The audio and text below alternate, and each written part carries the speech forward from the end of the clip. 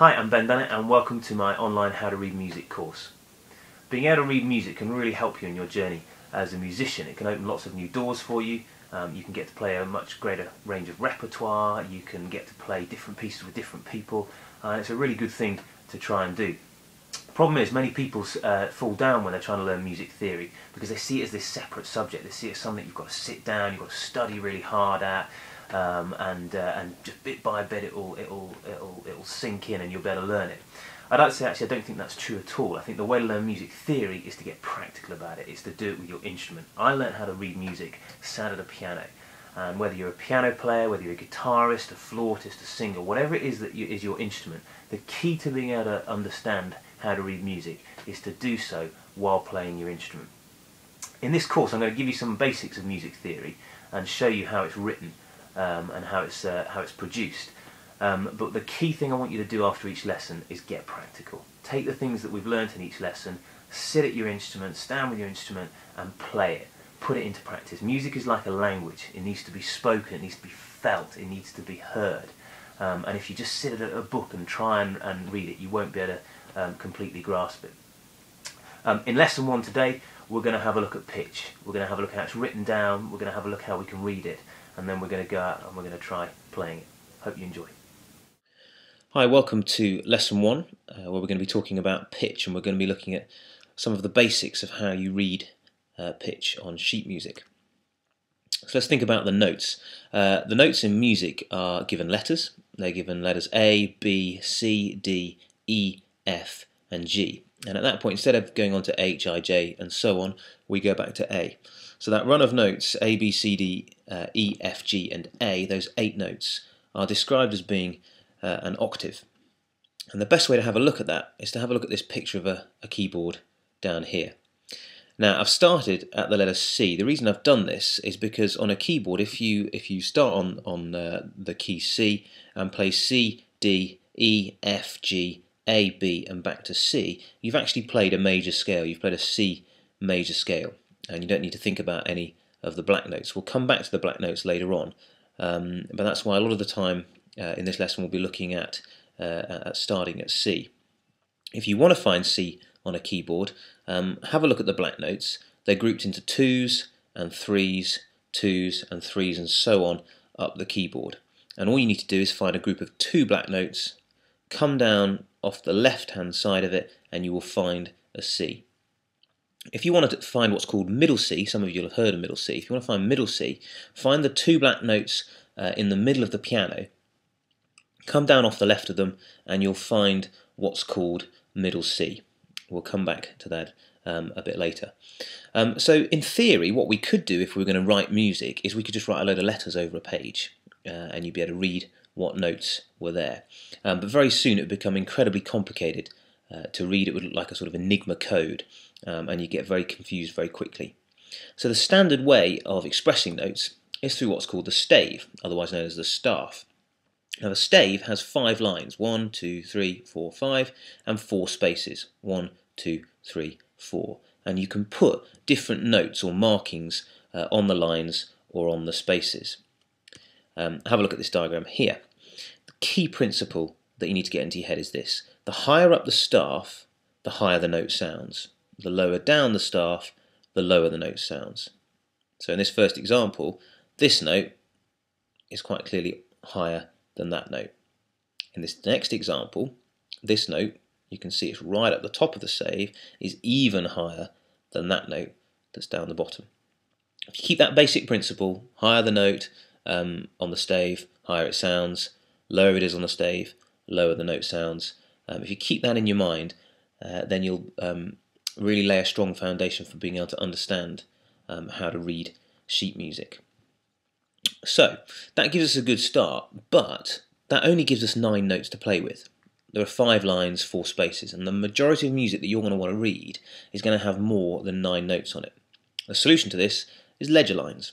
Ledger lines are extra lines that we add above and below the stave, and you can see from this example you can put a note on the line or you can put a note in the space between the lines. And what these ledger lines give us is much more notes to be able to play with. So we're no longer limited to just the 5 lines and 4 spaces of the stave. We've got all these lines. But again, if we were just to shove a load of ledger lines all over the place, it would get really confusing and really difficult to read. So we move on to clefs. Have a look at these 2 examples. Clefs, this is the treble clef, this is the bass clef. Clefs are like a code symbol that's put at the beginning of the stave and which says which lines and which spaces are going to refer to which notes. So in these 2 examples, I've used middle C again. Here is middle C in the treble clef. You can see that it's on a ledger line just below the stave. And here is middle C on a bass clef. And you can see it's on a ledger line just above the stave. Now this is great because what this means is if you're reading a piece of music, or even if you're composing a piece of music that has lots of notes above middle C, then if you use the treble clef, you've got loads of lines and spaces to put them on going up there, which is absolutely fantastic because it means we can read them all on the stave and we don't have to use that many ledger lines. Alternatively, if you're writing a piece of music in the bass clef and you want to use loads of notes below middle C, then the bass clef means that you've got all those lines and spaces below middle C that you can look at. Let's see this on a keyboard. There it is. I've put middle C in red there. There you can see it on the treble clef. There you can see it on the bass clef on the ledger line just above the stave. And you can see all of those notes of the keyboard that we can play without having to use any ledger lines, right up until that A there is the first time we have to use a ledger line. And on the bass clef, we've got all of those notes down there, down to that F, before we need to think about using some ledger lines. So it makes the whole thing a lot easier to read. So those 2 clefs, treble clef and bass clef, there are more clefs, but those are the 2 key ones that you need to think about. They'll be the ones that you come across the most. When we move on from clefs, what we need to do is understand and be able to memorize the names of the notes. The way this is traditionally done is through note rhymes. Here are a couple of note rhymes for the treble clef lines and the treble clef spaces. The treble clef lines go E, G, B, D and F, and a rhyme, every good boy deserves food. Not the greatest rhyme ever come up with.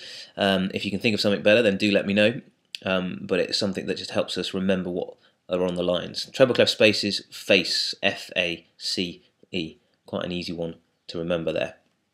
If we move down to the bass clef, G, B, D, F, A, good boys do fine always, and bass clef spaces, all cows eat grass. Not technically true, some cows eat maize, but for the sake of learning how to read sheet music, we'll run with all cows eat grass. The important thing is that you come up with a rhyme, or you use one of these rhymes so that you can memorize these notes and on the spaces and on the lines. I find that when I'm trying to learn something like this, to write them out and then to put them somewhere on a wall, maybe next to the kettle where I'm going to be quite often during the day, and just to have a quick look at it. Also stick it on your piano or next to where you play the guitar, whatever it may be, somewhere that you can see it whilst you're playing, whilst you're practicing your instrument. Is key. Too many people think that learning how to read music or learning music theory is separate from playing. No, it needs to be a key part of your playing for you to be able to understand it. Okay, so we've got learning the notes there. We've looked at the clefs, we've looked at the ledger lines, we've looked at how to read these white notes, but we've forgotten these black notes. So let's have a look at these. Now the black notes, in order to understand those, we need to think about what the different intervals are. Now have a look at this keyboard picture down here. Well, here's our octave from C up to C, but now I want us to include these black notes, and if we go up we'll find there are 12 notes. It's called the chromatic scale, and each of the intervals between these notes is called a semitone. Now most of the time a semitone takes you from a white note to a black note, or from a black note back to a white note, except when you're going between E and F and when you're going between B and C, in which case they take you on to the next white note up. But the key thing is those intervals are called semitones. So let's have a look at this example of G. If I see a note there on the treble clef, having learnt my note rhymes, I know it's G, so I would play G down there. However, if I see a G with a hash sign in front of it, which is the sharp sign, I would actually not play G, I would play G sharp. If I saw a G with what looks like an italicized B in front of it, which is actually a flat sign, then I'd play G flat. If I saw that sign, which is a natural sign, then that would tell me to go back to playing G again. So a sharp raises the note by a semitone, and a flat lowers the note by a semitone. Let's have a look at a weird example, which takes us on to talking about enharmonic equivalence. You can see each of these black notes has two names. It's a flat and a sharp. And if we look at the example of C, this gives us a good way of looking at this. Here's C natural, okay, just that. C sharp, I play C sharp. But in other times it can be called a D flat. Okay, so in some scales it will be called C sharp, in some it will be called D flat, but the same pitch will sound. If we go up to this C and look at C flat, let's flatten it by a semitone. That takes us down to what actually we know as B natural, but it can in some instances be called C flat. So this term for when you have two notes that have are playing the same pitch but have different names is called an enharmonic equivalent. Not essential to know that term, but it's quite a good sort of geeky fact to be able to impress your friends when you're telling them you're learning how to read sheet music. So it's time to get practical. Have a go at playing these different notes on your instrument. The key thing here is to get practical when you're trying to learn this stuff.